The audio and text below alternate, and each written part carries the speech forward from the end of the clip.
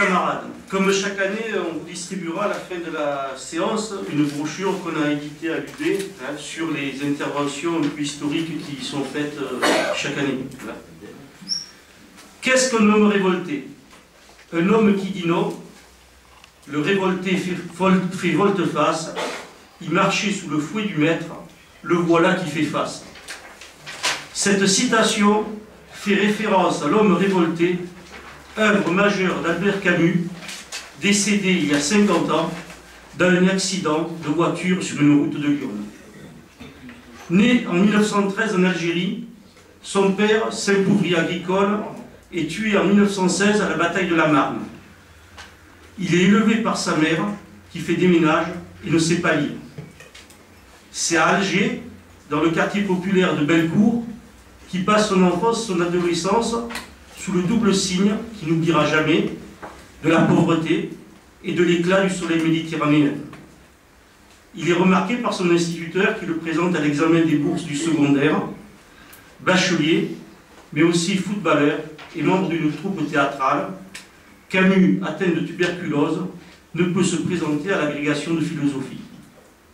Il fonde le théâtre du travail et écrit sa première pièce, La révolte dans les Asturies, qui sera interdite, mais éditée à Alger en 1936. Camus se lance dans l'aventure journalistique en 1938, au journal Alger Républicain. Il se fait remarquer par des enquêtes qui dénotent sa volonté de justice et son souci de ne pas renier ses origines. Parallèlement, Camus commence à écrire, à publier, notamment L'étranger en 1942, qui le fait accéder à la célébrité. Commence alors l'aventure de la résistance dans le réseau de résistance Combat. Il fait partie de la rédaction de Combat clandestin à la libération de Paris en 1944, première diffusion libre du journal Combat, dont Camus est rédacteur en chef et qu'il quittera en 1947 quand ce journal perdra sa liberté de parole. Il publie La Peste en 1947 et L'Homme révolté en 1950. L'actualité algérienne ne laisse pas indifférent. Et comme il avait tenté d'alerter l'opinion métropolitaine lors du soulèvement de Sétif en 1945, il le fait au début de la guerre d'Algérie, sans résultat, le processus étant trop avancé. Reconnaissant la légitimité des revendications algériennes, il refuse de cautionner le terrorisme aveugle qu'utilise, au nom de l'efficacité, le FLN contre les populations civiles européennes ou maghrébines. En 1957, l'Académie suédoise lui décerne le prix Nobel de littérature. Camus trouve la mort sur une route de Lyon, dans un accident de voiture, le 4 janvier 1960. L'homme révolté. La réflexion de Camus sur la condition humaine débouche sur le sentiment de l'absurde. Écartant à la fois le suicide, la foi religieuse ou les métaphysiques de consolation, Camus nous propose la révolte, seule capable de donner à l'humanité sa véritable dimension, car elle ne fait dépendre notre condition que d'une lutte sans cesse renouvelée.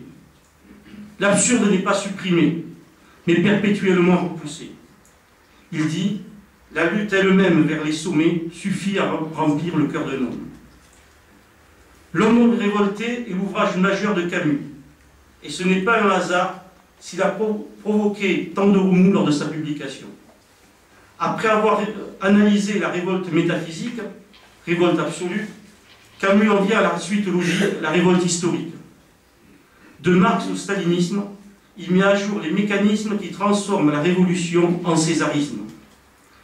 Il met en cause le dogmatisme et le caractère prophétique qui instaurent l'efficacité comme valeur suprême. Tout est prêt pour que la dictature provisoire se prolonge. C'est la terreur rationnelle, la révolution a tué la révolte.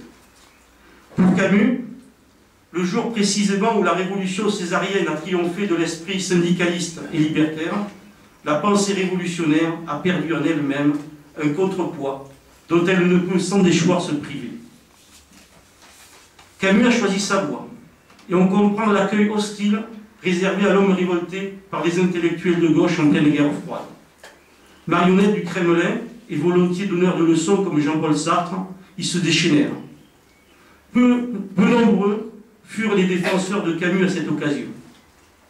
Magnifiant une attitude d'éternelle résistance à toute oppression, Albert Camus s'est retrouvé à nos côtés. Il a écrit dans les publications de Force ouvrière, notamment dans Résistance ouvrière.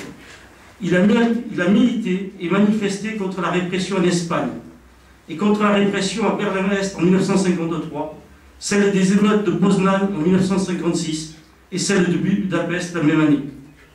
Il a apporté son aide aux victimes du stalinisme et du franquisme. Tout naturellement, ce 1er mai 2010 est l'occasion de mettre à l'honneur les travailleurs, les militants qui ont su dire non et qui ont résisté face à ce qui semblait inéluctable, à ce qui était présenté comme évident par les experts appointés des gens du pouvoir, des décideurs, de ceux qui accaparent le pouvoir politique ou économique et prétendent être les seuls à détenir la vérité.